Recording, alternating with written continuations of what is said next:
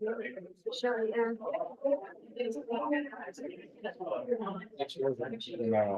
this is.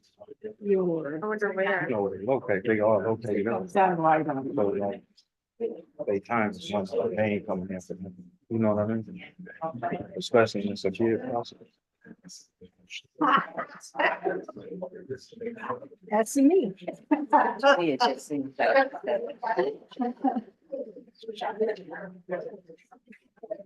Look at this fast.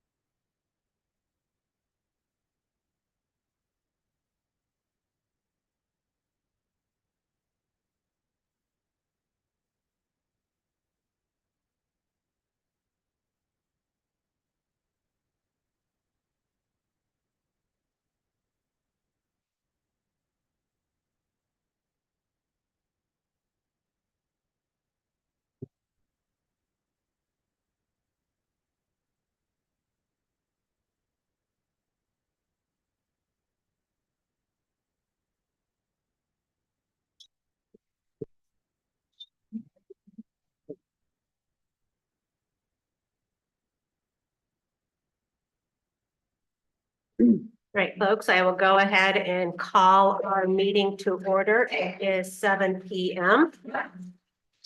If we can start with a moment of silence, please.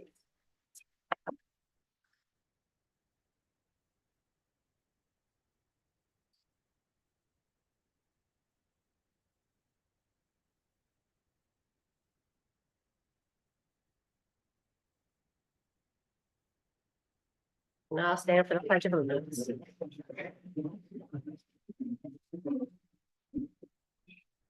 I pledge allegiance to the flag of the United States of America and to the republic for which it stands, one nation, under God, indivisible, with liberty and justice for all. Just as a reminder, if you happen to have your cell phone with you, please make sure that it's either off or on silent. I believe I heard phone ringing a little bit earlier. City Clerk Domingo, if you'll take roll call for us, please. Councilmember Rutland, Present. Reed. Here. Jackson. Here. Lawler. Here. Davis. Here. French. Here. And North Snyder. Here. I would like to make a motion to approve the agenda with one slight deletion.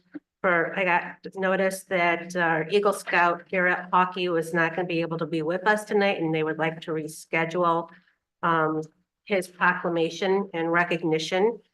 So if I can get a support in regards to Support. second. All in favor, say aye. Aye. Oppose? So Chief Kip, you're up. Spot. Exactly.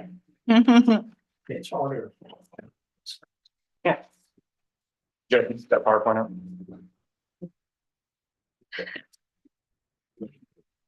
Yeah. Cool. Simple. Yep. Good evening, Mayor and Council. I appreciate the opportunity to come here and provide the 2023 annual report to you. I'm not going to go through a whole lot of what was written in the report. I start out with our organizational chart of development, which is provided in there. I added a little bit to this just because it was I had trouble getting it to work on PowerPoint when I did it. As you can see over to the right near the bottom there, we have 3 open positions. We're in the process right now of doing backgrounds on 2 individuals who are still in the process. Initially, we had 6 individuals that we gave conditional offers to, but they have all either pulled out of it, accepted jobs other places, or haven't passed tests that they have to pass to get to this point. So, but I'm looking forward to the 2 that we currently have in the process and hoping that we're going to get into the police academy starting May 6th, which will end sometime in September. When they'll start their field training, and with any luck going into next year, I might only be down 1 person, if not have a full staff. So, but this is a big change from last year when I gave this report when we were down about 7 people. So, yeah, we're getting there. So dispatch calls. As you can see, things haven't really changed over the years since 2019. Everything stays pretty steady. We were down a little bit on calls this last year, but overall, we stay pretty steady in exactly how the calls come in and what we do on a year-to-year basis. If you have any questions as they go along, feel free to ask. Calls by type, traffic crashes, traffic stops, then the criminal complaints, the 3rd item there. All other reports that the officers do. And last year we wrote 1,805 reports while we took 7,355 calls for service. Calls for service were down last year, as you can see, but the actual criminal complaints were up last year. So index crimes are the major crime that's reported by the FBI, or how we have to report them to the FBI. Violent crime in Albion was up last year significantly compared to other years, while all other crime was down. I don't know the reasoning for that, but we had 3 homicides last year. Previous years we had 1, 2, and 1, and 0 in 2022. But you can see thefts were down almost 73 compared to the year before, and quite down from the years prior. Same with burglaries. But then again, like I said, assaults were up. So non-index crimes are more like misdemeanors. The difference between how the FBI reports misdemeanors and felonies under state law. So again, most things were down. Assaults were up from last year.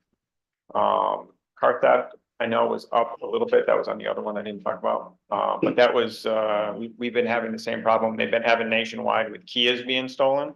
Because there's TikTok videos out there on how to do it. We just had a couple last week. So it's been a very common problem around the country currently. Any questions about the crime stats before I go on? So in regards to like the national statistics, is it different or is nationally as well as? So nationally, everything that I've heard reported is crime is down nationally. They haven't said specifically like assaults of crimes are up as they are in Albion. I have not heard that. Basically everything I've heard is that nationally crimes are down. So one thing I do want to say about the stats is these just represent the numbers based on what people called into us. It's not necessarily what they were charged with a crime. They may have been arrested for aggravated assault and the prosecutor may have charged simple assault. And so these numbers don't necessarily reflect what happened in court. They reflect what we were told when the crime occurred. So, and they also reflect what the officers felt the crime was when it occurred, not necessarily what the prosecutor felt the crime was when it occurred. Those change a lot. Additionally, obviously crimes go unreported. So any crimes that weren't reported, and I would wish that I could say that everybody tells the truth, but not all these are truthful when they come to being what occurred. And so a lot of times we'll get complaints that somebody pointed a gun at somebody, but we'll never be able to prove that the person pointed a gun, but that's an aggravated assault. So that goes in our aggravated assault cases. Nobody even touched anybody. We never found any evidence of it. And a lot of times people don't even show up to court in those cases. But they still go down in our crime stats as a crime. So there are crimes in here, I'm sure, that weren't committed, that listed, and there are crimes in here that, or there are crimes that aren't in here that did occur that were never reported to us. So, Do you see a pattern regarding any of these? Have we experienced consistency? I don't see patterns in it when I look at it. It varies depending on different factors. And I've been clueless as to what those factors are in Albion necessarily, because if you look at the numbers, they bounce all over the place from year to year and they aren't necessarily the same. There are things that I do see patterns in our traffic enforcement, our traffic accidents, what I haven't gotten to yet, that are very clear that when our traffic enforcement goes on, our traffic accidents go up and vice versa. So things like that do make a huge difference. I do think the number of officers on the street make a difference. And because we've been so short-staffed over the last few years, that makes a difference because people aren't seeing as many officers and they just feel like it's easier to do things than it would be before. So normally, if you go back to look at our staffing schedule, we'd have 3 officers on most of the time and 4 officers on a lot of the time. And so when you have that many more officers out there and are more visible, things tend to go down. That does really help. And then traffic accidents and traffic speeding, that stuff goes up. They're just not officers there. People see them get away with it. They just keep doing it. So, and I don't think that's just a trend with Albion. I think that's a trend nationwide. There's been a lot of complaints over the last few years over traffic and speeding. You can watch numerous TikTok videos where officers are stopping people for doing 60, 70 speed limit on a regular basis. It's just a complete disregard for those things. A lot of it has to do with the fact that, I don't know about you, but I drive down 94 a lot. I rarely see police officers out on I-94, the state police or the sheriff's department. There's just not a lot of officers out there. So it's not just here, it's everywhere that it's just not getting done like it used to because of staffing levels mostly. And I was thinking of young people with guns or drug trade or something like that, but that Yeah. really hasn't contributed. I can get to that. Well, weapons law is up there. You can see at the top. This last year, we only had 9 compared to 24 last year. So that almost cut that in half. But then again, that's what we found. And a lot of crimes like that are things officers find while they're out making traffic stops. I'll show you in the next one with the traffic stop. We were way down on traffic stops this last year. Mostly probably because we actually had more criminal complaints that they dealt with. And so less officers had fewer amount of time to go out there and do it. So you're just not seeing as many, but I hope that goes back up again this year. So the only one other statistic that I found was interesting is that burglaries are down from 2019. Like almost half. Is that, you think, because of the in-home cameras now that most individuals have? You think that's a deterrent? That can be a deterrent. There are a lot more cameras around. It's all how you classify those. We have a lot of thefts from motor vehicles, and most of those occur by people walking around at night, just trying door handles and opening doors. We don't have very many cars broken into anymore because almost every car has a burglar alarm on it, so they'll set their alarm off. But when people don't lock their cars, we have a lot of cars that have gone, people go through, and stuff gets stolen out at night. There's a lot of departments again that I see where they put out information about lock your cars, lock your doors, type of thing. I know people when I was younger would tell me, don't lock your doors because they'll just break your window, then you got to pay to get your window fixed. But now because of alarms, people don't break windows anymore. They just look for open doors and they walk around, and we get them on video occasionally, but usually they've got stuff up over their face where you can't tell who they are and so forth. The same, we get a lot of videos. Most of the videos very difficult to pick out who the person is. So.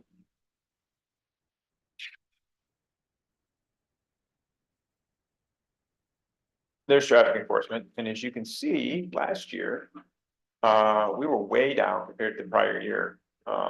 More online with 2020 and 2019 than we are with the last 2 years. I can't give you the exact reasons for that. These numbers are kind of new to me because we just finally get them all published and know what they are. So kind of go digging back now and figuring out what happened, why are we doing less traffic stops and so forth. I know staffing was part of that because shorter staff. And obviously, we wrote more reports than we did last year. Not a huge difference, but it does make a difference in where we are. So when you go on to traffic crashes, you can see you go back to 2019, we had 171, and then last year we had 169, and in between we had less than 100. So it just makes a huge difference what we're doing. I think with traffic enforcement that helps with traffic crashes, and that's the whole point of traffic enforcement is to slow people down, make people think about what they're doing, and drive correctly, and that really reduces crashes. Like certain areas at certain times. We try to do that. It's really hard to do, just because of staffing and when officers are available. There are areas that we have complaints about, so we try to assign officers to go to those areas specifically. But there's a lot of those areas. Some of them are hard. Haven Road, since they've repaved that, is one of the biggest complaints that I get. And officers go out there and they'll sit there for an hour. You know, and so there are people speeding, it's just the traffic isn't that heavy and it's hard to sit in places for long periods of time and catch people doing that because of the call volumes. Councilman French? Any way of recording deer strikes? Have they hit 2 deer in the last year, I thought, years ago? oh, they aren't on here. They are recorded. We have very few in the city of Albion, actually, just because speed limits for the most part are low. We have a lot just outside the city, but when the speed limits are lower here in town, it's a little harder to hit a deer, or you can usually stop before you see him if you're driving the speed limit. Yeah. So there are more and more deer in town. I know there was one night last year I went out and rode with one of the officers, and I swear every corner we turned, there was deer standing around the corner, and I was like, holy cow, was it everywhere we went, there was deer, so. Everywhere, Yeah. most everywhere. And you can see, our injury accidents are low. They were a couple of points higher last year, but it's good to see that we don't have that many injury accidents, but again, that goes with speeds. Injury accidents are usually a result of speed. And because our speeds in town are so slow, most accidents don't result in injuries in town. And we have very few alcohol related accidents in town. I think we have a lot more OWI drivers than we catch. But we've been doing a better job in the last few years with that, so. And we've had no fatal accidents, I don't think, in the last 4 years. Yes. Structure fires or fires. Structure fires were down half from the year before. We had 18 in 2022 and down just 9 in 2023. Total calls were 99, which was just down 9 points from last year. So total calls didn't really go down. We were up a little bit in false calls. And a lot of these, that's the other thing I want to say, is a lot of these is how officers classify things. So good intent calls and false calls are very similar depending how an officer looks at it. So like alarm, you can say it was a false alarm. A false call usually more means that it should be listed as somebody who called us when it wasn't really necessary to call us. Not an alarm, but sometimes officers mix those up. And that's why I would think the false calls are a little high. I would say probably the good intent calls should be a little higher, the way that works. But we try to go back and double check on all these, and we have officers or supervisors that verify stuff, but stuff slips through and doesn't correct it the right way. But a lot of it's a matter of an opinion of the officer, standpoint of crime, how they classify crime. There's a narrow margin between a misdemeanor and felony on a lot of things, so. And then mutual aid, the top ones are mutual aid for law enforcement, which was down quite a bit last year compared to previous years. Our fire mutual aid stayed about the same, and our medical mutual aid stayed about the same. The one thing you do notice, back in 2019, we had 584 medical runs compared to what we've done since then, but that was because we went on all priority 1 medicals back in 2019. Our officers spent a lot of time standing around in people's houses doing absolutely nothing when they could have been doing other things, just because it was considered a priority 1 where somebody was having trouble breathing.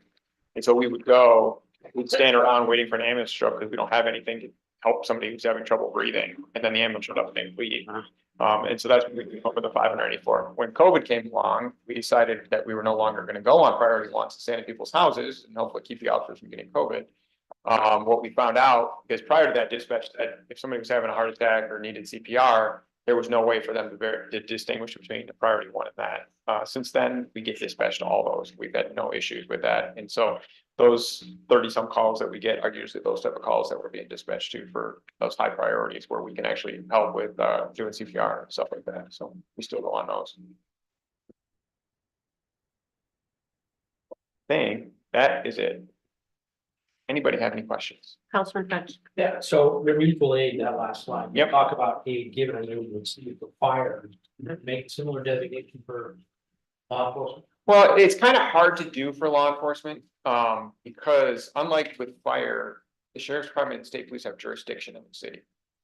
So there are actually crime stats that they publish that say they did this amount of crime in the city of Albion. So there are crimes that occurred in Albion that maybe the sheriff's department did or the state police did that don't show up in my statistics. Because these are Albion public safety statistics, Yeah. which is the weird part about that, but they have jurisdiction. Unlike Sheridan Township doesn't have jurisdiction in Albion, so that's where we get this aid received. Now, we do have the sheriff's department help us occasionally and take calls for us, if we're on a fire or on some other priority that needs attention immediately, but I'm not prepared for us, but it's kind of hard to, I guess I could ask the sheriff how many times they took calls in the city of Albion, but yeah. It's not quite the same as mutual aid with the Yeah. fire where we actually ask. In the ambulance, that's completely different than both of that because Yeah. they have the jurisdiction. Thank you. Mayor Pro Tem Jackson. Yeah, so when you put up the traffic lights, the little stop Mhm. signs, didn't it decrease some in those areas as well? I think that does do good.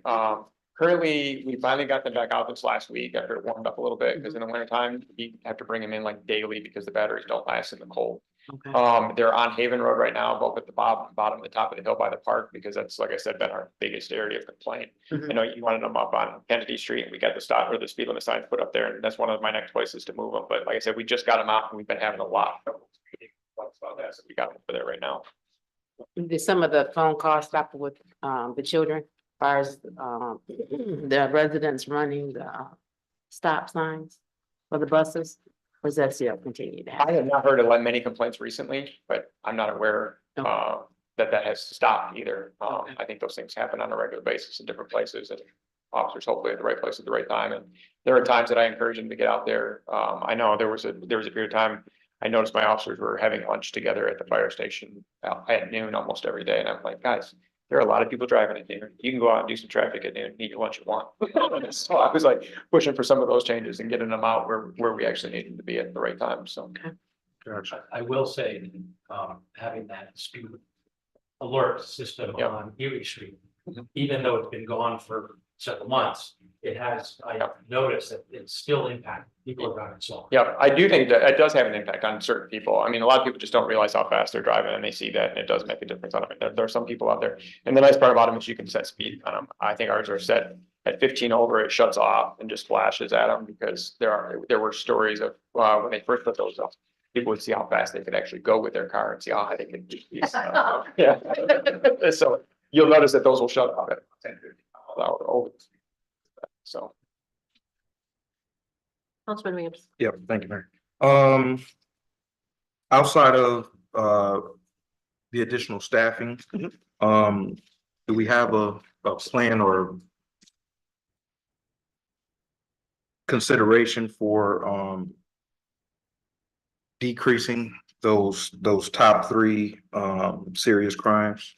I know that the homicides were, I kind of want to say they were somewhat mental health related. But the auto theft and the aggravated assaults.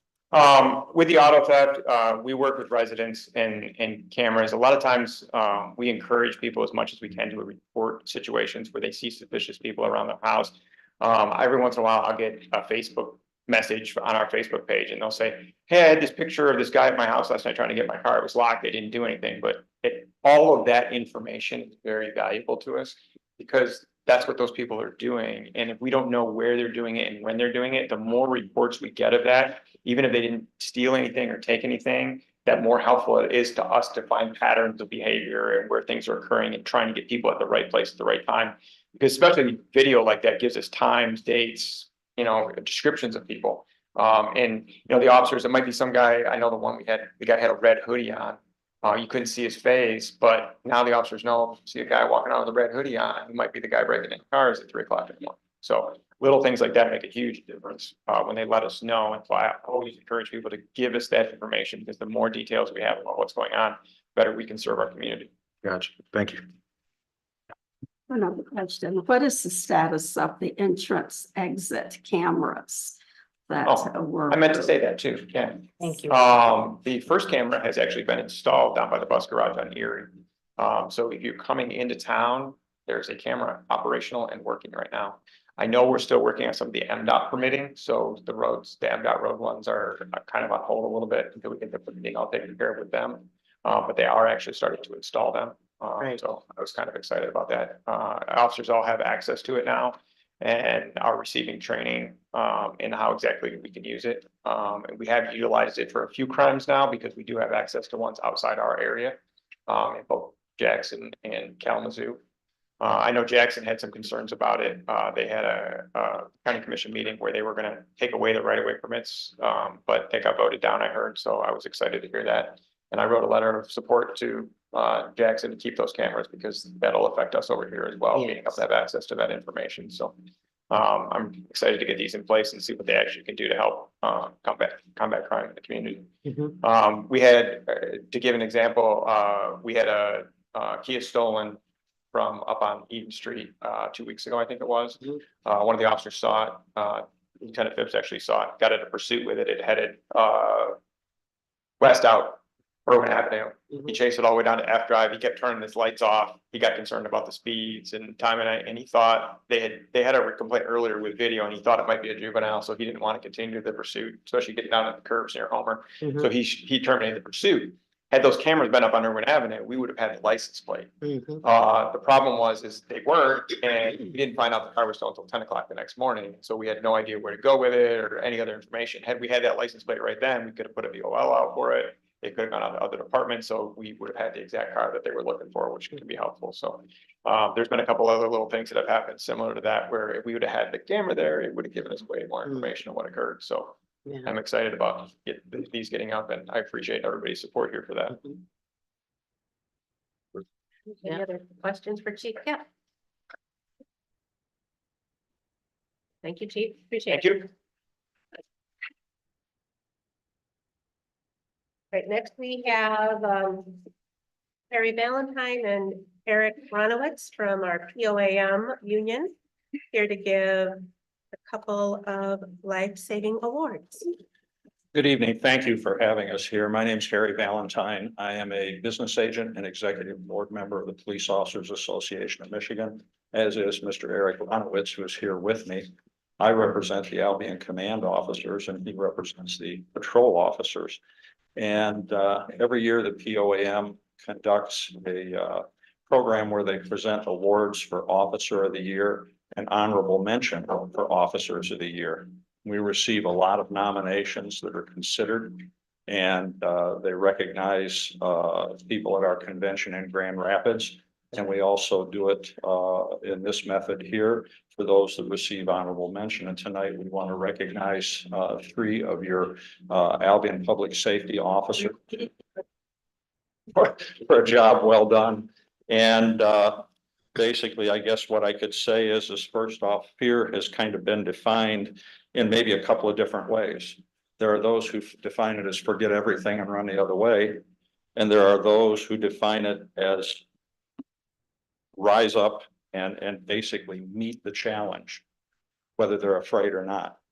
And what we're honoring tonight is 3 officers who basically went that extra distance, and thank heaven we have people that are willing to answer that calling and step up and do those kind of things, even though many of us would look at it and say, I don't know if I could do that. And it's definitely, those people are to be honored and to be treasured. And on May 25th, 2023, Albion Public Safety Officers, Lieutenant William Timmons with Public Safety Officer Scott Osted and Public Safety Officer Jessica Coe were dispatched to provide mutual aid at the scene of an occupied structure fire. Assistant Fire Chief Pitt of the Albion Township Fire Department was the only firefighter at the scene and was trying to locate an occupant that was in the house. He was inside the house with a hose, trying to keep the fire at bay. It was smoke filled, and he was calling for assistance. And these 3 officers answered the call. When they responded, they entered the residence to locate Assistant Chief Pitt. by following the charged hose line that he had drug into the house with him to keep the fire at bay. He had located the individual, but was unable to rescue him from the house because he was unresponsive. So when they located him, Chief Pitt, he advised the three officers where this person was. They went further into the house, deeper into the house that was burning and smoke filled, found the man, rescued him, extracted him from the house, and once outside administered life-saving first aid, which did save his life. And for that reason, tonight, we would like to present to those three officers, the Police Officers Association of Michigan Police Officer of the Year honorable mention.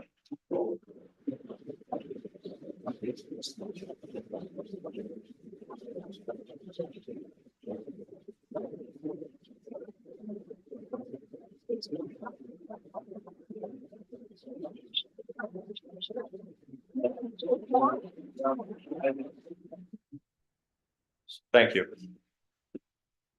Come here, guys, have a shake. I know that's.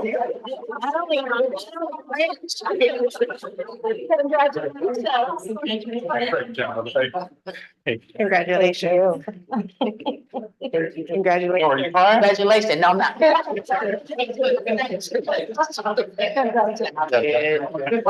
you so much.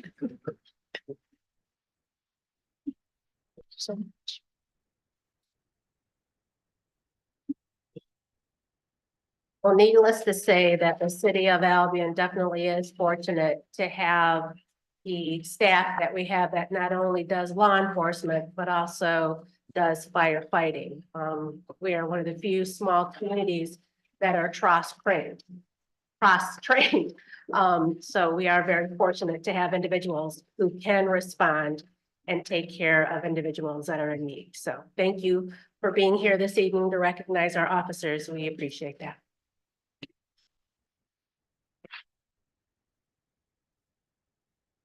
Public comments. If there's anybody in the gallery that would like to stand in regards to a specific agenda item. Okay, just give us your name and address and 3 minutes is yours. I am Kenny Kornheiser. I'm actually from Plainwell. My address is 11851 Juster Road. The reason I'm here is because I am Vice President of the Kalamazoo River Watershed Council. And so the change in the river is something that we do take great interest in. In general, the Watershed Council does not try and steer city decisions one way or another. But also in general, we are highly supportive of restoration of natural rivers, natural river flow, natural channels. And so at least in general, we are in support of this effort to redirect the water to a natural channel, remove the dam impoundment. There may be some questions or issues that we might have interest in, that I might have interest in, that will be addressed when that portion of the agenda is on the floor. But I'll just mention a couple of things. One is that if it is possible for us to, for the city to share with us either a link or a contact to get more detailed information. I've looked at the schematics. I actually haven't been at city council meetings, but I was at a general information meeting, which was primarily hosted by the DNR last year. But getting more detail would definitely be something that we would find helpful. As I said, we don't really try and steer decisions one way or another, but we definitely are a resource that's available potentially for scientific input, certainly for aiding with outreach and community education. We've done some things in Albion and hope to be available and do more. This looks like an area where that may be something we might be of value for. And then on a more specific note, and this is in part personal awareness of a situation, you're probably all aware that a woman had a fatal accident, whether it was a drowning or heart failure, at the confluence of the mill race and the main channel.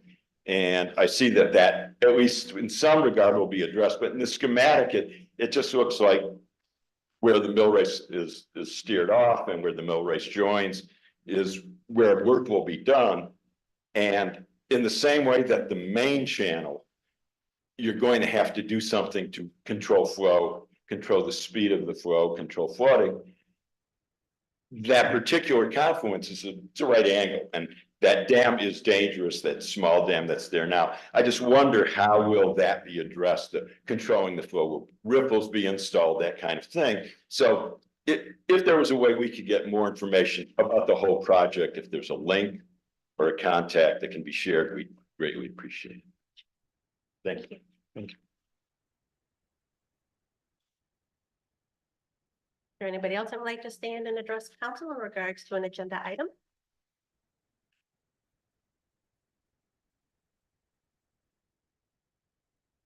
Good evening, Mayor, Council. My name is CJ Frost, 401 East Porter Street. To kind of piggyback off of his topic, of course, the Albion Dam, we understand that it's got a lot of issues and decisions have been made, and frankly, time to change, and that's okay. But at the same time, I think we all would agree that the Albion dams contribute greatly to our cultural history here. And there are a lot of people here who associate themselves with the dam and the dam with Albion and part of our identity.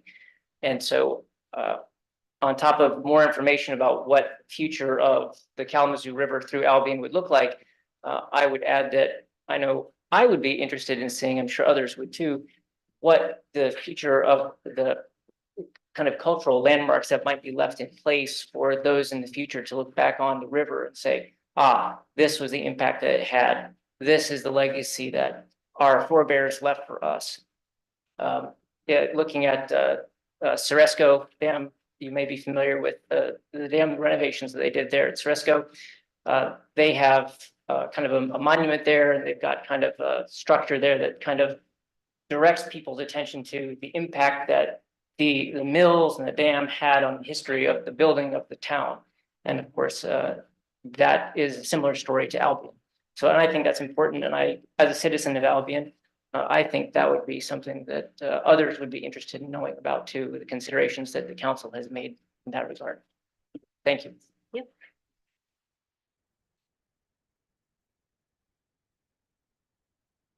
Anyone else? Okay, not seeing any, we will continue on.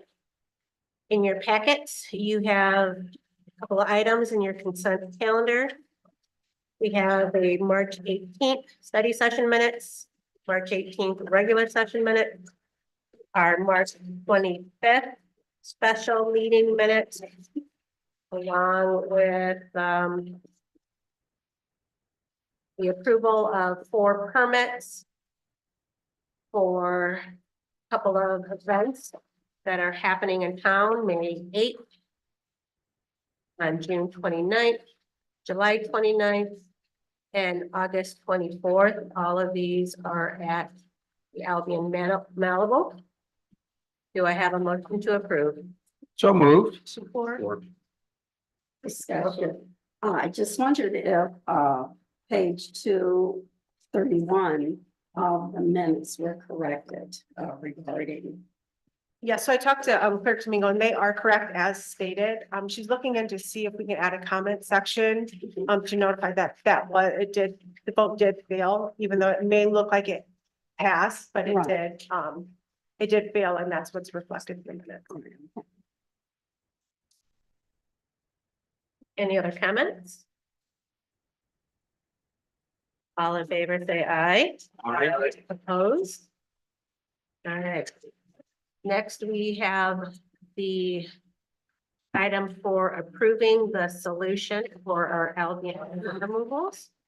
Do I have a motion to approve? So moved. Support. We do have Susanna Denau here with us this evening from Whiteman. Susanna, do you want to kind of stand up and maybe talk about some of the things that were asked? Absolutely.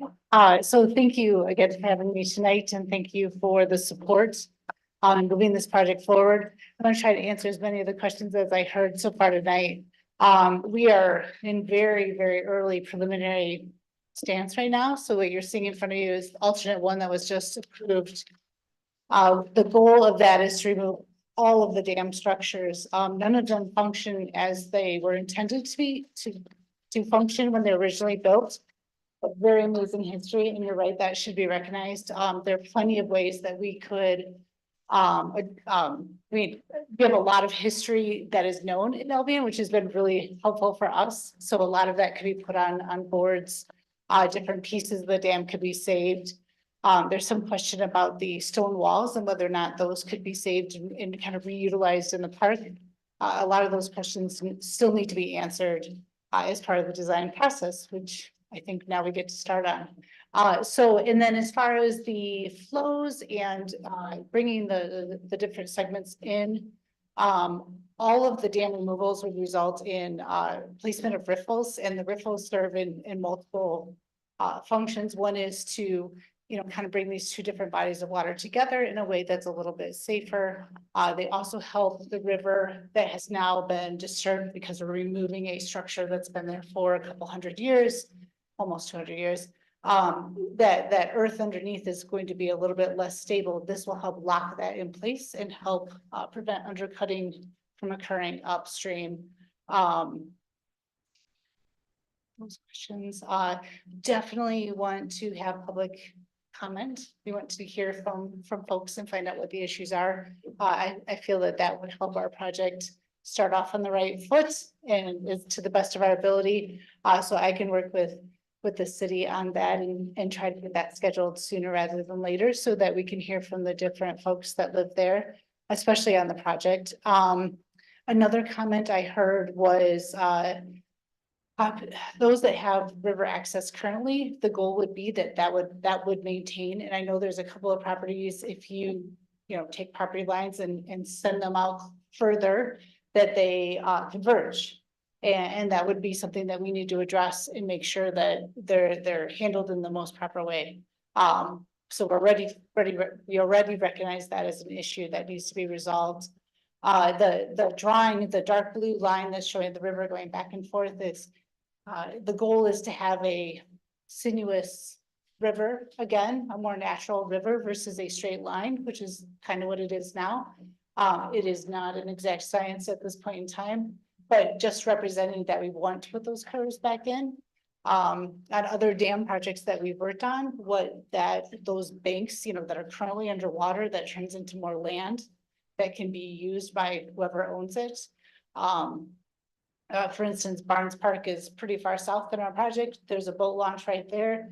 That boat launch is not going to be functional as it is when we're done with the project, but something new would be in its place. Maybe it'll be a canoe launch or something like that. Instead of a boat launch, because I think that most of the boats are not going to be able to work on the river as they currently are. And even now, I've been told multiple times that there's a single path that you can get through, and that's about it. So the bigger your boat is with the deeper draft, the harder it is to move through the impoundment right now. I think I got everything.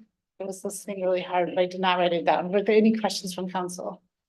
Or from Haley? Just a few questions, Yes. since we shared the alternatives after our last regular meeting. Yes. From many of our residents, just can you talk on the timeline on what this project looks like? And then a lot of people are wondering the waterfall, the large Absolutely. waterfall in Victory Park. What will Absolutely. happen to that? So timing right now, I'm going to be very specific to design because that's really all we have control over. You have received 2 grants. One from Eagle, which is a brand new grant. It was $1 million for just the design of this project. And that includes permitting and survey and all the parts and pieces we would need to have a set of plans ready.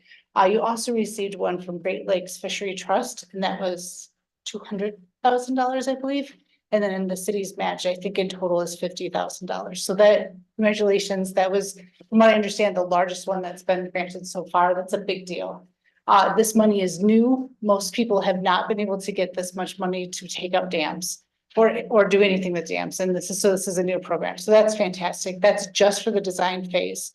We're expecting that to take anywhere from a year to 18 months. It'll really depend on a lot of our regulatory friends that we have to work through all the parts and pieces with and make sure that they're satisfied with especially the way we're handling the environmental components. We've already brought most of them in on the preliminary process, so that's good. They seem to be on board with all of the ideas that we had moving forward. But there still is a lot of hoops to jump through to make sure that we have a set of plans to bid. Once we get to that point, actually from now until that point, our goal would be to continue to seek grant funding. You saw the dollar figures that I had in there in the feasible study. This is not a small project and we recognize that it could be several years before we're actually digging and lowering the dam. So I would expect it to take probably 4 or 5 years. We're also combining that with the bridge replacement project, trying to leverage dollars wherever we can. So any of those grant opportunities that come across our plate, we're going to make sure we forward those on to the city, see what we can do to figure out how to pay for this. So the design side will be done probably by the end of next year for sure.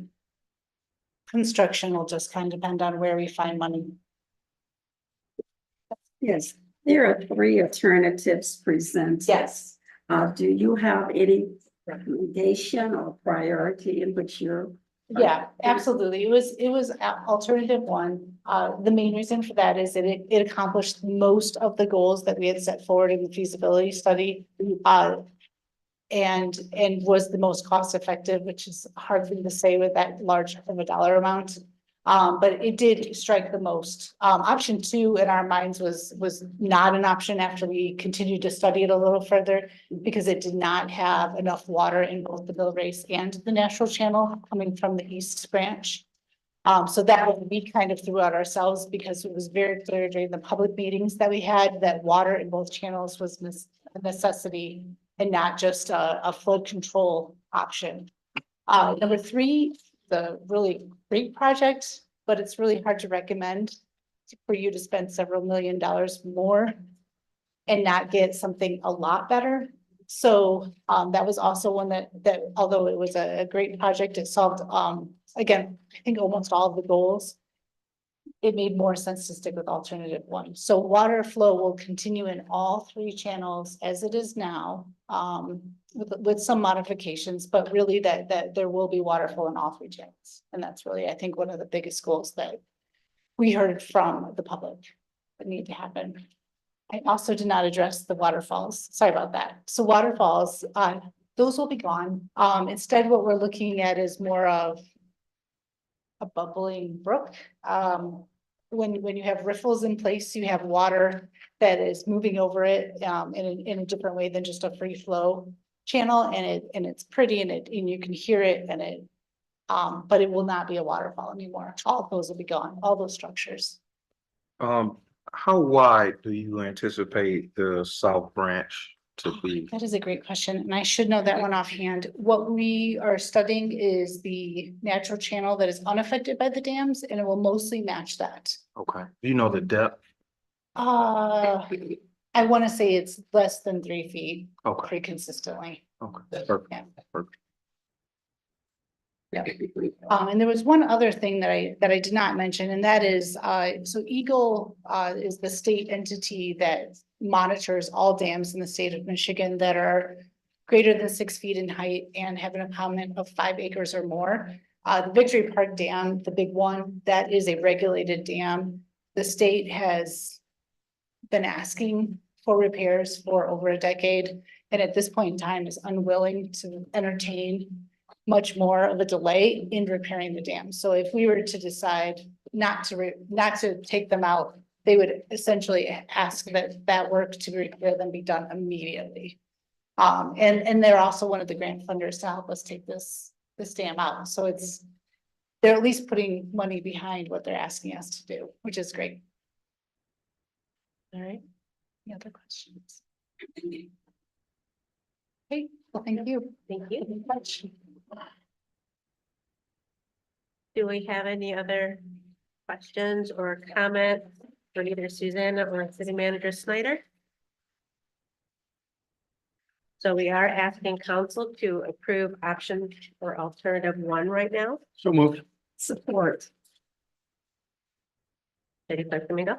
Councilmember Williams, Yes. Reed, Yes. Jackson, Yes. Lawler, Yes. Davis, Yes. French. Yes. And Mayor Snyder. Yes. Do I have a motion to approve our 24 strategic goals? So move, isn't it a support? City Manager Snyder? Yes, thank you, Mayor. So after our work session last Monday, I did make some minor changes that we discussed during that meeting.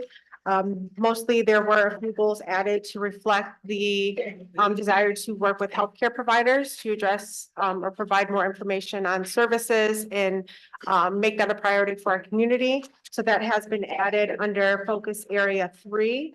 And then under focus area 2, I believe, we did expand the diversity and inclusion to reflect all departments within City Hall. No, originally it just was geared towards public safety, but that change has been addressed as well.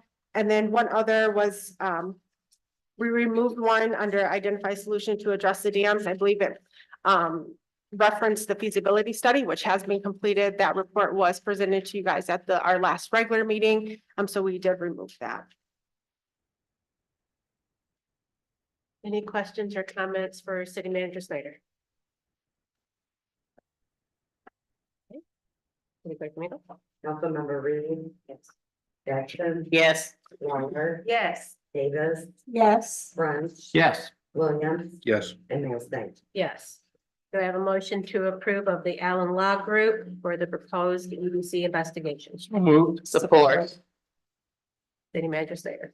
Yes, thank you, Mayor. So an RFP was released or re-released to solicit more proposals for the EDC investigation that council would like to pursue. We did receive 3 proposals upon closing of that RFP. They are all included in the packet.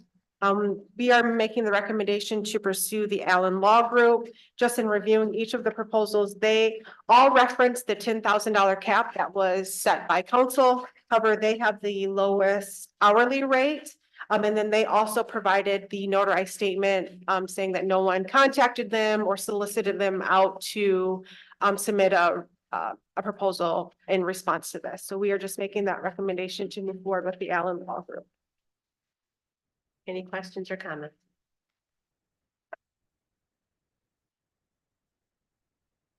City Clerk Domingo? Councilmember Jackson, Yes. Lawler, Yes. Davis, Yes. French. Yes. Williams, Yes. Reed. Yes. Mayor Snyder. Yes. Do I have a motion to approve JK of Michigan for the Linden Avenue sewer repair? So move. Support. City Manager Slater? Yes, thank you, Mayor. So I did notify council back on February 28th that I authorized an emergency expenditure to move forward with the sewer repairs along Linden Avenue. Upon our initial estimate, they did quote us at roughly, it could be up to $250,000 to complete that repair. That did include possibly having to go into the river. Once they were able to begin doing work on that project, I'm happy to report that it came in significantly lower. So the final invoice is included. We're looking at $58,267 and 10 cents. So we are just bringing it to council for formal approval so that it can be paid. And I know in Deputy Chief Kern has emailed just giving us an update back in February that some of the residents would have to cover the cost to replace their sewer lines. When they started to look into the project, their lines were actually replaced with the proper plastic material that now our sewer line has been replaced with to replace the old clay. So there has been no expense for the residents, and we're just looking to get this invoice paid. Any questions or comments for City Manager Snyder? City Clerk Domingo? Councilmember Lawler, Yes. Davis, Yes. French. Yes. Williams, Yes. Reed. Yes. Jackson Yes. and Mayor Snyder. Yes. Do I have a motion to approve the board application for Timothy Zeller to the EDC board? So move. Support. And do we have Mr. Zeller here? You want to come on up and say a few words to council? An honor to be here, and an honor to be part of this community. I'm kind of new here. I've met some of you Although I've only lived here for just under a year, owned the house a little longer than that. I've been a part of this community for a long time. Over 20 years ago, I helped renovate a house here that my parents have lived in since that time, and my mother still lives there. They've been instrumental in the development of the Isman House, and I know they've introduced me to some of you over the years. And we're just really happy, my wife and I, to be here, part of this community, and now we're renovating a house in this community as well. My background, I was a city manager once. I'm an attorney. I started the local development finance authority in Jonesville, Michigan, not too far away from here, many years ago. And I didn't expect to get this involved this quick in a new community, but just felt like the right time and the right place. Be happy to provide my volunteer work and my experience to support all of you, to support the EDC and their staff. So great to be here. Thank you for the opportunity. Thank you. Do we have any questions for Mr. Sullivan? Yeah, before he sits down. I'm not sure. Hello and welcome. Thank you for applying for the EDC board. Being new to the community, you must be aware of some of the issues that our community face. Being on the board, how do you plan on addressing some of those issues? Well, I think the best way to address past issues is by future results. And so I think the best way to address this is by showing what the EDC can do in the community. Move forward, don't look back. What are the opportunities here? What are the things we all believe in together, and move towards those? Okay. I've been a business consultant for like 13 years. So, my experience is to go in and find, people that need a little help, work with them, bring them together and move forward with it. Okay, that's the answer I was looking for. All right, thank you. Thanks for the question. Yeah. Anybody else? Well, I noticed that you are involved with, it was a boys group or something like that. Been involved in so many. Well, there's local men's social group. Men's social groups. I've been involved in so many things, so I'm involved in a lot of things. I started just meeting with neighbors and friends in this community, a bourbon club for people who like to enjoy bourbon. I wouldn't call them boys. No. Boys group. I was involved in, Says men's group. doing coaching of Special Olympics. Special Olympics. I worked in mental health for many years as an administrator, not a clinician. So don't ask me for any counseling because I can't do that. But mostly in the legal field. My wife and I started running group homes when we were first married. And she rose to become the director of mental health for the state of Michigan for many years. So we've been involved in a lot of things, and Welcome to. we're excited about this community. Very happy to say we've been very welcomed here wherever we go, and it's just been great. So thank And you. welcome to precinct 5. Oh.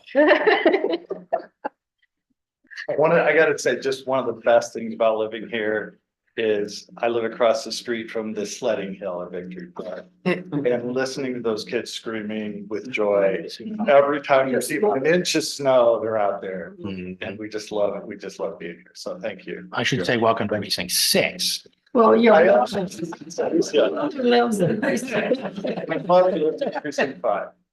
I am also known as Shirley Zeller's son. Yes, you are. Any other questions I can answer for you? Thank you for being here. City Clerk Domingo? Councilmember Davis, Yes. Brown, Yes. Williams, Yes. Reed, Yes. Jackson, Yes. Lawler, Yes. and Mayor Snyder. Yes. So welcome to the board. Next is our discussion on the recreation millage. City Manager Snyder. Yes, thank you, Mayor. So included in your packet is proposed renewal language for our current recreation millage, which is set to expire at the end of this year. If we were to pursue a renewal, we're looking at 2 mills, which would roughly generate $238,422 within that first year. This would be for a 3-year time period, similar to the current millage that is in place. So I'm just bringing this forward to kind of start to have that conversation. I know there are other big initiatives going on within our community. Our school board, they are pursuing the $90 million bond, which will be a new expense if it is approved to our residents. We also have the Calhoun County Parks millage, which is set to expire this year as well. And I know that they're looking to have that being placed on the August ballot as well, which we do receive funds from that millage, which I know we've been able to utilize within our park spaces. We have 17 parks here in our community. So I just wanted to bring this to council's attention because you will have to approve if we're going to move forward with renewing this millage, or if we're going to look to take a break from it for a few years. I know after our special meeting on Monday, it was clear that the top priority with council are our streets. I think we all agreed that that is a major issue that needs to be addressed. We did, I believe it was now 2 years ago, try to increase our current road millage to generate more funding to put into our roads. It's just now a time, there's no shortage of need here in our community, but I think we really need to be mindful of what we are putting on our residents to ask that they support or fund. So I just kind of want to start that conversation. I would say if we do not move forward with renewing this, we could, since streets are a priority, I know we all get complaints about them. If we look at possibly increasing that millage, which is set to expire at the end of 2025. I think when we talked about a new street millage, we were looking at 6 mills. So if we take the 2 mills that have been allocated towards recreation, put it with the current 3 mills, that gets us up to 5, which will generate more than what we are currently collecting.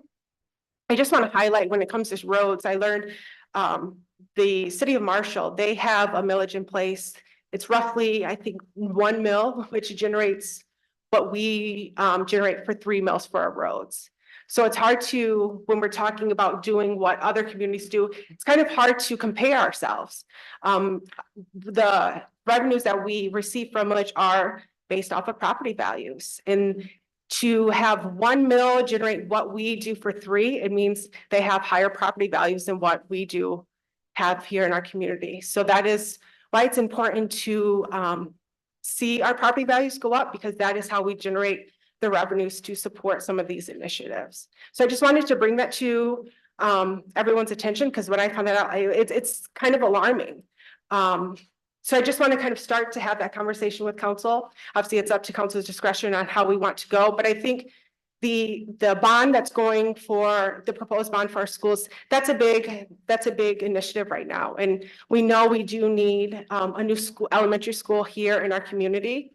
And so I just want to be mindful of what we're asking our residents at this time to support. So happy to have a conversation or discussion with you all. So I know that we've all been hearing from our constituents, especially the talk around the school, but how people are already at their end of how much they can afford. And I think some of the bigger complaints of increased cost is the water bill, which we knew had to happen. So I just think that kind of reiterating what city manager said, we need to be careful about how much we're putting on our constituents, because we know that this is not a high economy community. So keeping that in mind, I think we have to weigh what our priorities are. And I think it would be good for our council members to make outreach to their constituents to see what do they prioritize? Is it a priority to fix our roads, or is it a priority to have recreational operations? So I would encourage you guys all to kind of get that feedback so that we can continue having educated conversations about this. I just make one comment before we go to questions. And I think just having these conversations, I'm not saying that one is more important than the other, because I think providing recreation programs is important to have those, provide those services to our community. But just as what the mayor said, I just want to be mindful on what we are asking of our residents to support. We know inflation, we hear it is that high, it's a burden right now for a lot of our residents to maintain just daily utility bills, rent, mortgage, just daily cost of life. So I just want to just be mindful of that and yeah, just be mindful of what we're asking for. Councilman Green. Yep, if we weren't to do, if we did not do the bond going forward, what would our, for the recreation, what would our budget for recreation look like? So I don't, I would have to look at what is in our fund balance, but after that, we would not be generating revenue to support that. It does not come out of our general fund. It is solely funded off of this millage.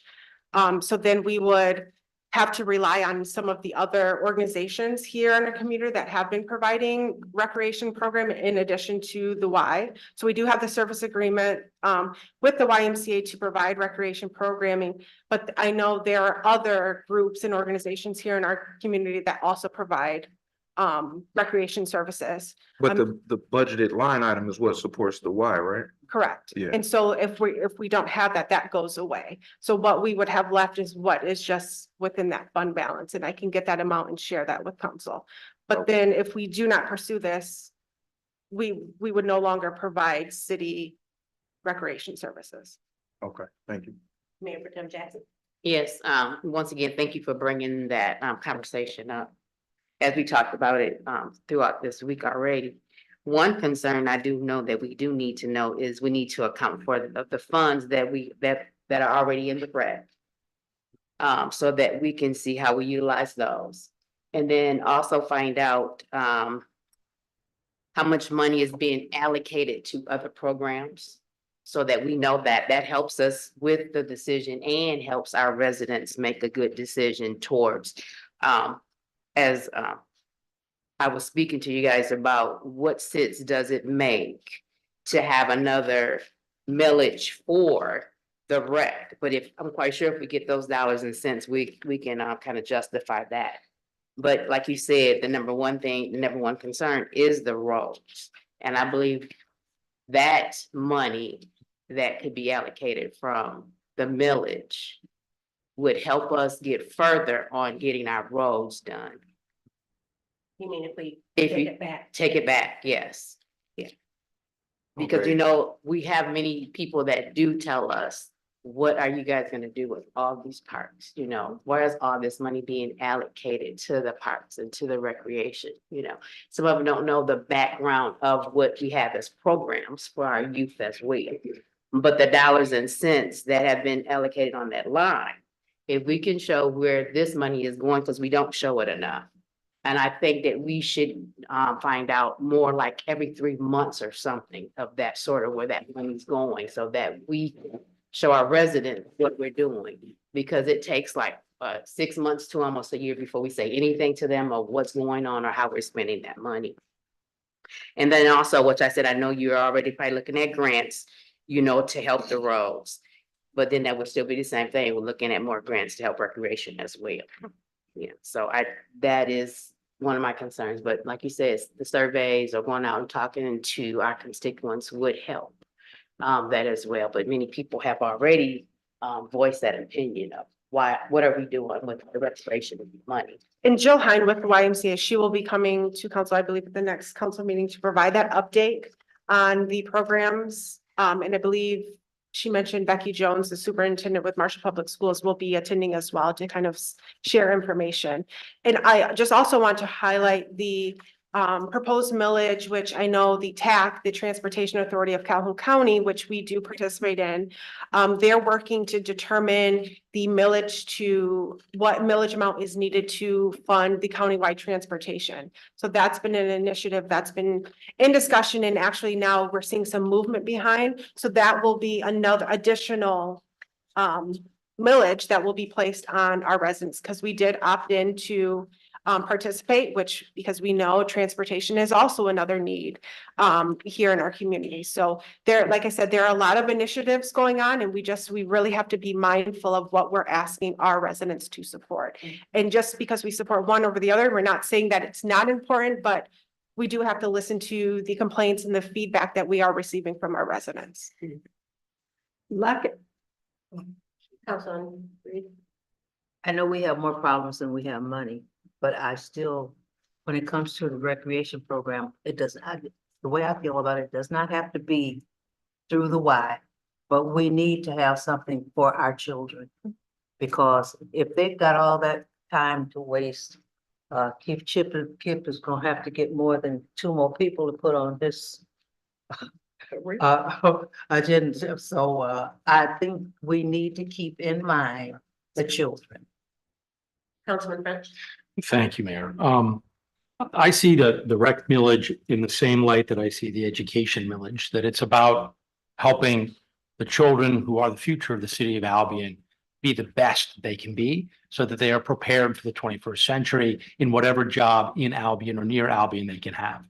So, and I understand, no one wants to pay more, and maybe there are less expensive alternatives.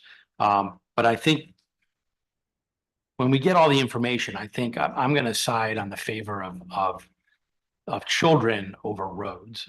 Roads are the biggest impact in terms of everybody's every day. But if we think about our future, if we don't have great kids who are doing great things in great schools, then we lose our identity as a town. And I'd rather have a town that has great kids and great schools and crappy roads than the opposite. Thanks.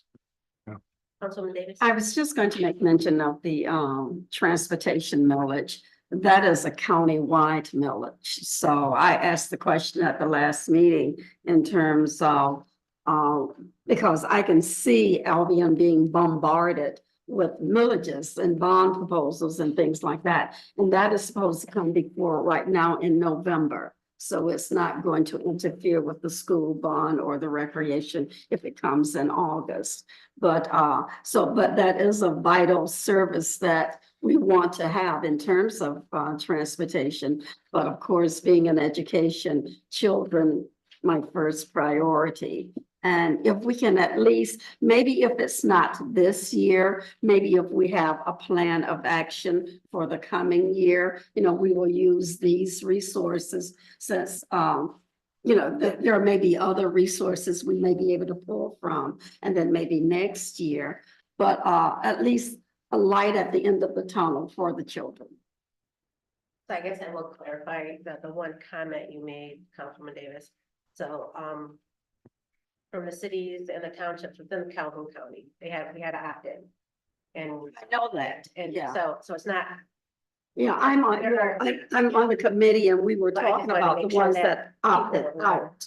Yeah, but the ones that opted in, it's Calhoun County millage. It would be in Battle Creek and, the other counties, including Albion. And right now, the only cities, the 4 cities in Calhoun County are the ones to opt in. So right. that will fall on the cities to fund that millage. So the townships and villages, they will not be paying into that millage amount. So it will, I think the board, they discussed it, we're probably looking at a higher millage amount than what was initially presented when we were having the discussions with all jurisdictions within Calhoun. We were hoping they would, but they didn't. Yes. Councilman Williams? Yeah, I would like to support what Mrs. Reed said and what Mr. French said as well. The support for a lot of the different organizations that provide recreation type organizations and programming are already underfunded and under supported as far as the city goes. There may be a different opportunity to possibly do something else with consideration.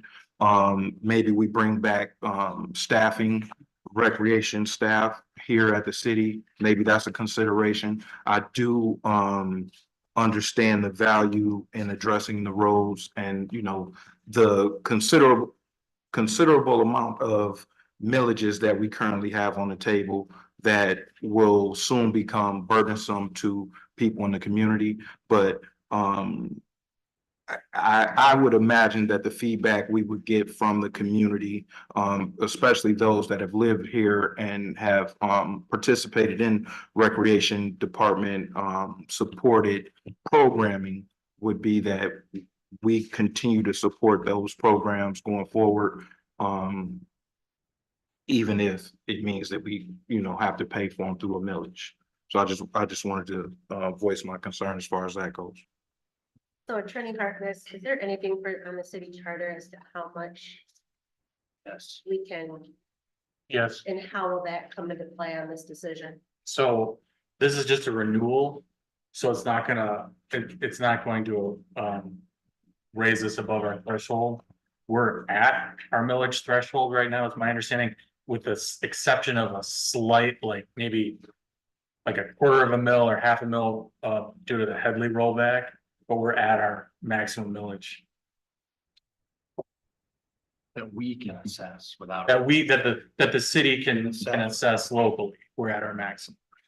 So this won't put us over, it'll just be a renewal of the existing. But we're basically, I mean, like I said, with the exception of the slight Headley rollback that we have, we're at our maximum. So even if we wanted to put a road millage up, it wouldn't be possible, correct? No, we could.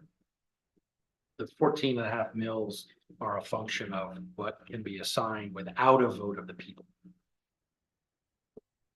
No. 2 seconds, let me pull it up.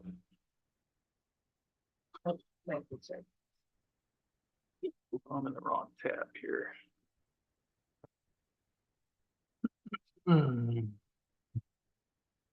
So our charter.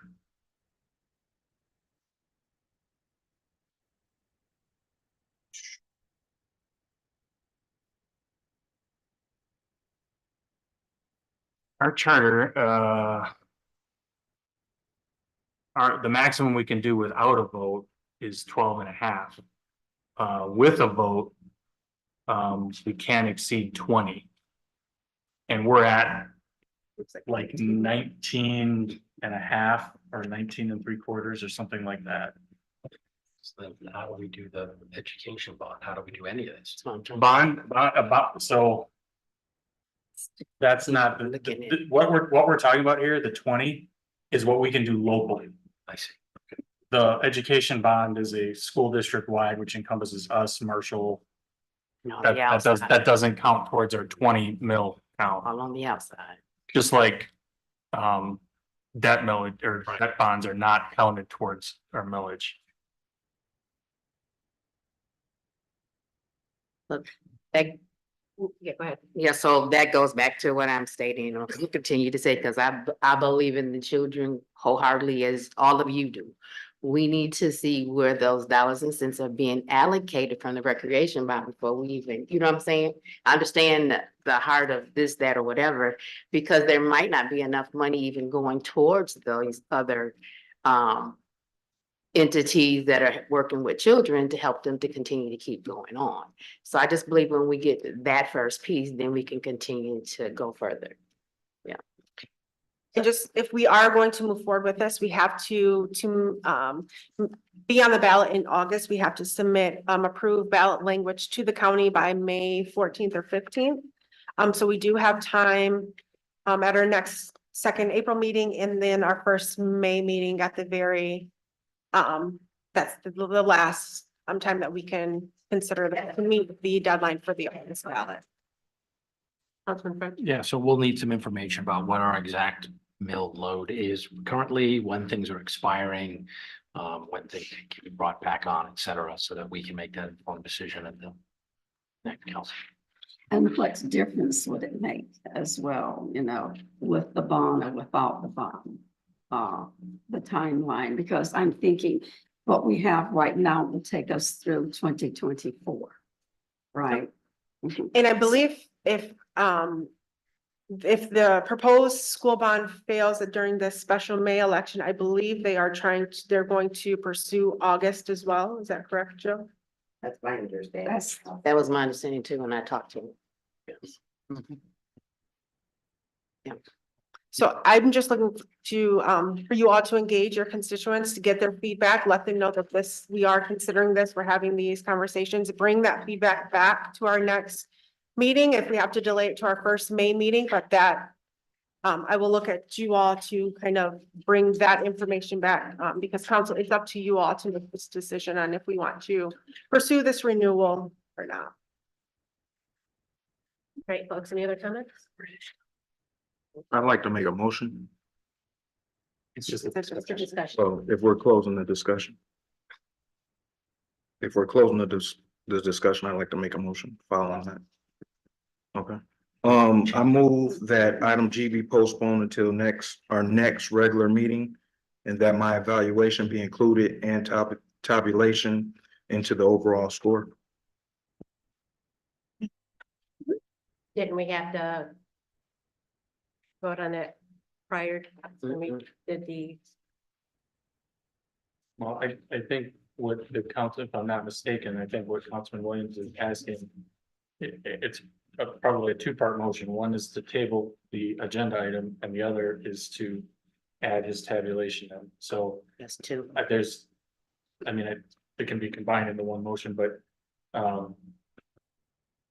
don't see any reason why the motion couldn't be made.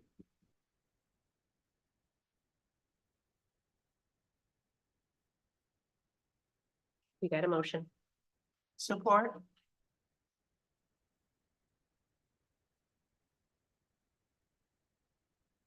Do we have comments?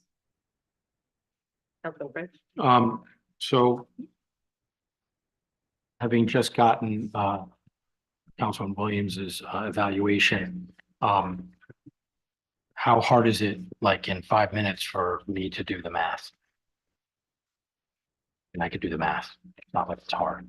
Well, according to email that I received from the mayor, it would also allow the city manager the opportunity to either go ahead with the open session or to go into closed session. Okay. I would just like to raise a comment because I just received this today as well. And just to remind council, I know it was my first year evaluation. I believe I turned my self-evaluation in 2 days and you were looking to put me off on unpaid leave for turning it late. So I believe this was not turned in by the deadline. So I just am wondering, what's the exception here? Why is that? Why would it be okay for city personnel to be held responsible to meet the deadline? Because I remember that was the statement that was made. Deadlines are put in place for a reason. So I'm just kind of curious as to what would be this exception. I understand that consideration. I wasn't here at that time. I also have seen a consideration for other council members in last year's evaluation. With consideration to the deadline, I submitted this on Wednesday. The packet came out early. I wasn't concerned about the packet. I emailed the mayor and I also tagged Mayor Pro Tem and Attorney Harkness. Now I know he was on vacation in those emails as well. I didn't receive an email back until today. So that's why, we might as well give everybody an opportunity to make any adjustments that they need to make going forward. Attorney Harris. So if council wants to table this and add in Councilman Williams's portion of his evaluation, that's certainly within council's right to do so.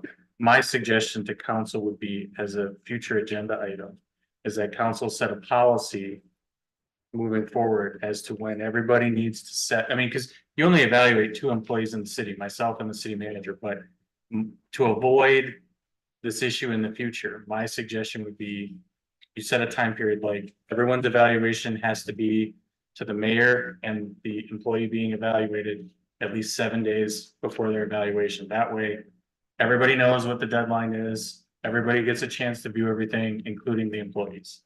Or if you want to do more than 7 days or less than 7 days, I mean, that's fine. I just picked 7 days because it seems like that's sufficient time, but I would set a policy so that we don't have arbitrary, things like this coming up. I understand that too. That makes sense. So the issue is I did set a deadline. I had stated at our last council meeting that at this council meeting, we would be doing the city manager's evaluation. I stated at that time, the deadline would be Monday, the 19th, if I'm correct on that at 5 o'clock. And I even texted everybody the Sunday before Monday, reminding everyone of that deadline with those who didn't turn it in. So why have deadlines? Why set these times so that I can then put all this information together? I can get it all tabulated into the city manager in time. If we're not going to adhere to the deadlines, then why even do it? Well, like I said, he wasn't here. Who was? No, that wasn't. Oh, he the was case. here. So the issue was, I work much like everybody else does, and I had a strenuous work schedule over that time frame. We were in communication, and my intention was to get it to you by the deadline. Due to unforeseen events, it took me a little bit longer than that time frame. I'll take ownership of that, and I apologize for that. But as of right now, we need to vote on postponing. But also that Monday after our study session, we said you were gonna go right home and get it to me. I went home and I couldn't complete it in that night. Or the next day, or, I It, mean, that's the it took thing. me until I finished it to do Thank it. you, guys. So, I mean, I don't know what else to tell you. I know, then again, but why then? So how long that can be done? Well, right now, there's a motion and a second on the table, on the floor to table it and to add in his evaluation. So that's what's before council right now. They can vote that up or vote it down. It's really simple. So again, we're holding different standards for our employees as opposed to the elected officials. Well, we're holding similar standards for the elected officials because consideration has been given in the past.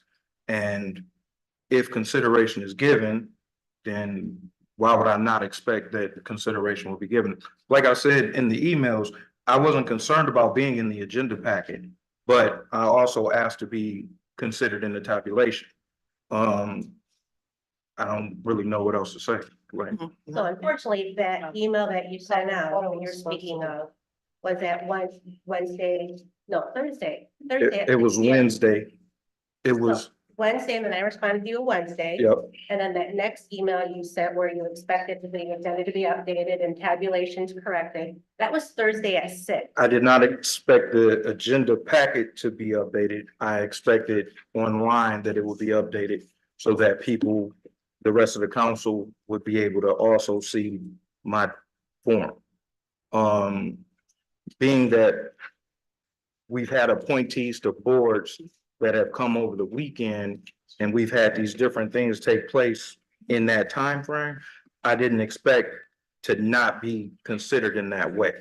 So, like I said, if we postpone the meeting, if we postpone the discussion today, then it would allow for decisions to be made to accommodate both the city manager, and it would also accommodate my form being presented in the documentation as well. Are we ready to vote?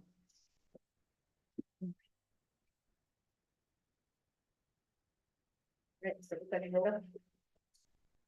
Councilmember Brent, No, Williams, Yes. Reed, Yes.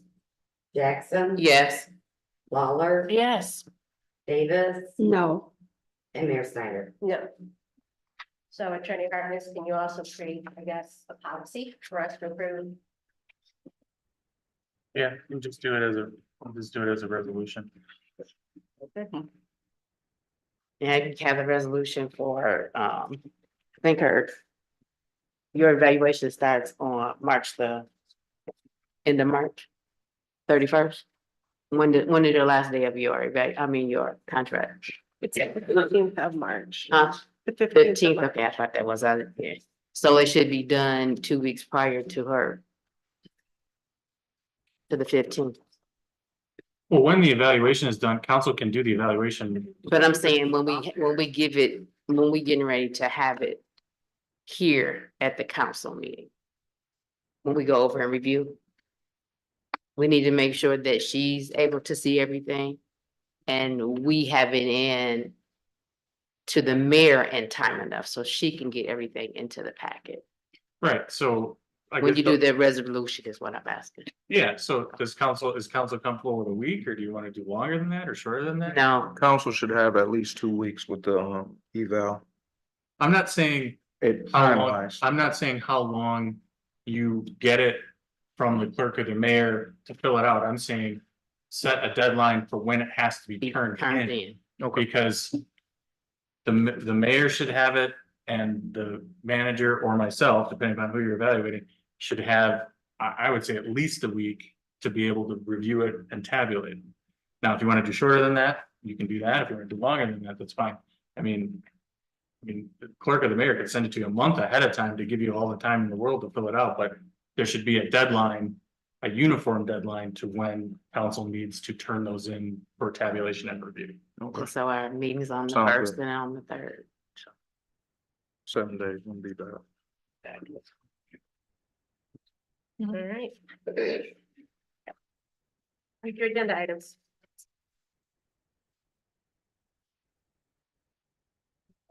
So that was, oh, I'm sorry. Yep. So on the next agenda, we was talking about bringing back the information for the rec department.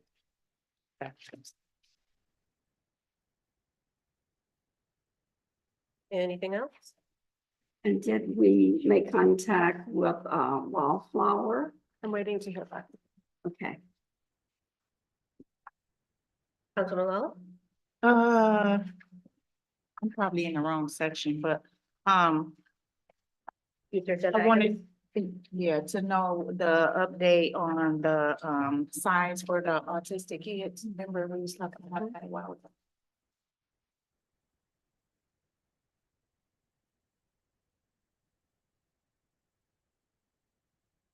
Any other items? Okay. Public comments. If there's anybody in the gallery that would like to stand and address council, you may do so at this time.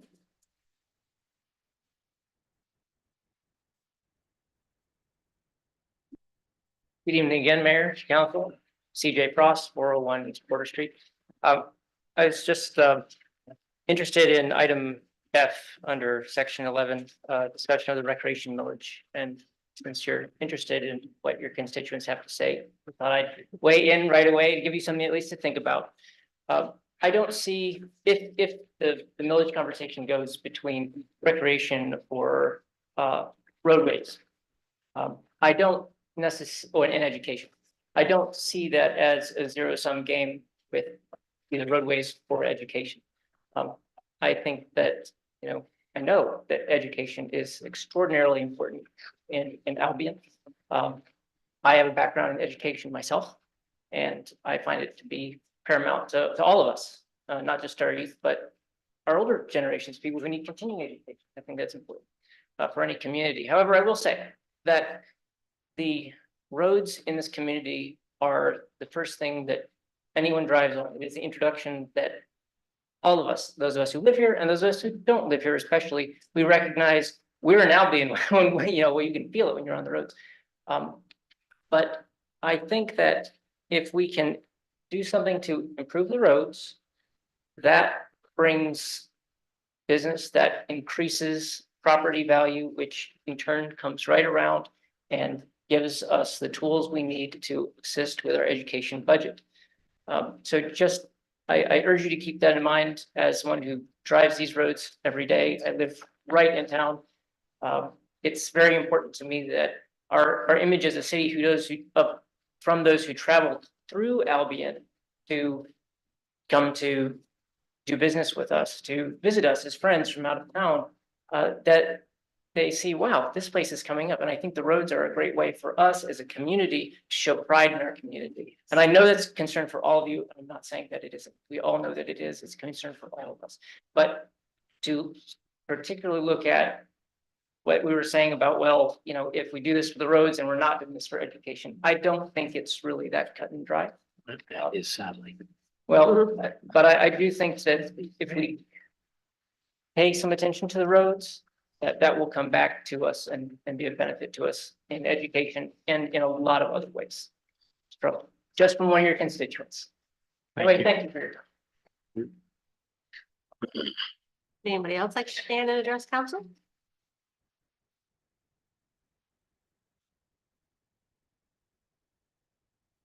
Hi, my name is Virgie Ammerman. I live at 305 East Main Street.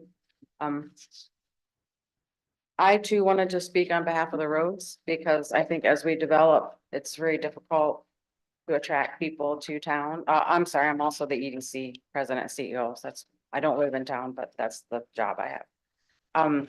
So I would want to speak on behalf of the roads. But I also, like everyone,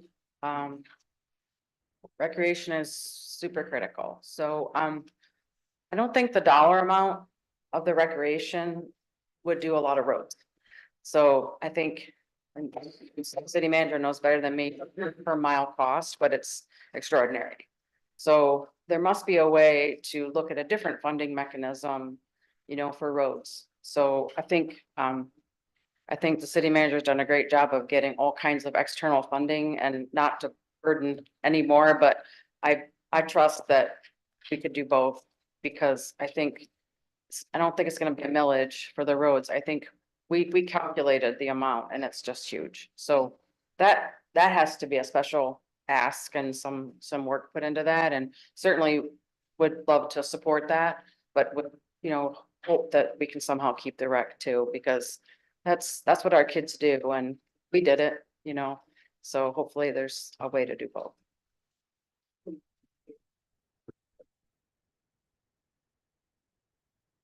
Anybody else? All right, city manager's report. Yes, thank you, Mayor. So a copy of my report was included in the packet. Just a few things I want to highlight. So city administration, we met on March 20th to discuss the possible creation of a neighborhood improvement authority. So Public Act 57 of 2018 authorizes a city or village to create one or more neighborhood improvement authorities or NIAs. An NIA is designed to assist economic development and redevelopment in residential neighborhoods. So it allows communities to combine tax dollars from various sources to leverage economic development. And the NIA enables tax increment financing to help fund public improvements within this district. So this fund would be used to support whether it be water, sewer, installation in a proposed neighborhood, if new, road, sidewalks, different just city infrastructure improvements. So it's just another tool that we could implement to help support new economic development. We've had conversations with the EDC. I believe they are in favor of us utilizing this opportunity. So we're working internally to look at what that means for our community, and we will provide you all with more information as we get further along in those with those conversations. And I just have one other update. So I did receive an update this afternoon from Woda Cooper regarding the proposed Kennedy Green housing project. Unfortunately, the project was not selected by MISTA for funding. They did receive the highest rating. However, upon further review of all the applications, there were a few mistakes identified by MISTA, which reduced their score and kind of put them out of running for funding. So when talking with their team, they are working now to maintain or gain a more site control again, and they are looking to resubmit for the October funding. So they just asked as long as they have city support. Obviously, I think council, you guys were in favor of that. We granted a pilot to support this project, but it looks like they will have to resubmit the project for October consideration. And that is all I have.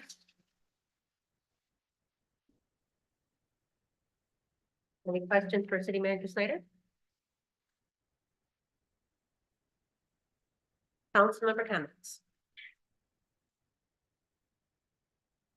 I have a comment regarding the, my upcoming precinct meeting is going to be on the 11th of April at the Opportunity School. And I don't think you were at your desk, but I'm inviting all of the council members to come because what I want to do is basically go over a lot of the information that we discuss here. But a lot of people, if you don't come to the meetings or don't take the newspaper, may not know what is going on. So this is going to be a caption of everything from transportation to education, the school bond. The city manager is going to give an update or her appointee fire safety update and the Maple Grove update. So what I want to do is really update the precinct members, in terms of what's going on in the city, as well as it will give me time to get feedback, regarding the recreation, regarding just to get thoughts and what are they thinking, concerns regarding a lot of the issues that we are dealing with. The other thing is the Maple Grove update. We are going to meet with the Maple Grove on the 11th, I think that morning, at Maple Grove to discuss and to clarify some of the communication or miscommunication that they are assuming regarding what is happening to Maple Grove. So that is going to be, this will be the first time I've gone. I've tried to go, but due to conflicts and COVID and things like that, haven't been able to get in. But we want to really sit down and talk with the residents at Maple Grove to get their feedback regarding what is happening and how it's happening. Any other council member comments? Yes, all precincts can come, including 6. Time. Oh, it's at 6 o'clock. Yeah, you can get a personalized postcard. Just want to remind council, it's great that you're inviting your colleagues just to be mindful of having a forum at this precinct meeting because we will be engaging with residents and I will not be there. conversation amongst you all. So we do not want to violate the open meeting that Right. that happened at this precinct. As long as if we are engaged in what is going on and not conversing with each other. I will Seller. That's a good excuse. I will not be there because I have a better Yeah, excuse. good excuse. I will be away. Yeah, I know. Precinct 3 will be the week after that, so. So this past weekend, we had the Easter egg hunt. Unfortunately, it was a little dreary out, but that truly did not dampen the spirit.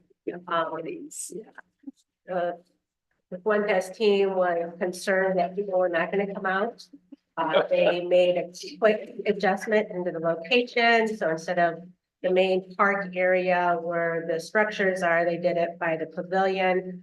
And so they set up there and still got the eggs out, but a little bit more contained. So it like at 10 to 12, it just seemed like the floodgates opened and everybody showed up. It was huge. It was a huge turnout. So again, Nate and Audra Fuentes, they have a lot of people that work with them, volunteer to get all of that put together for the kids. So it truly is a sight when you see all the little kids out there running around, trying to pick up the eggs. Just excited to see the Easter Bunny, excited, to be with other kids and playing. It was a great event, even though it was a little dreary out, but I did want to say thank you to our Parks Department. They did a lot of work to get the park ready for this event. They didn't know it was going to be switched to the pavilion, or they would have done more work there, but I just appreciate this, what our team does to prepare for these events. So want to say thank you to Director Omar Garrett and his team for getting the park ready. I'd like to piggyback off of that and just say those guys did a great job. They did a phenomenal job. They always have. And thank you, Mayor, for putting that out. Any other council member comments? Budget each day. I have a motion. Oh, we got everybody's here. I don't need that. Do I have a motion to adjourn? Support. All in favor, say aye. Opposed? Meeting adjourned at 8:41 PM. Thank you all. 14-day cruise. Yes.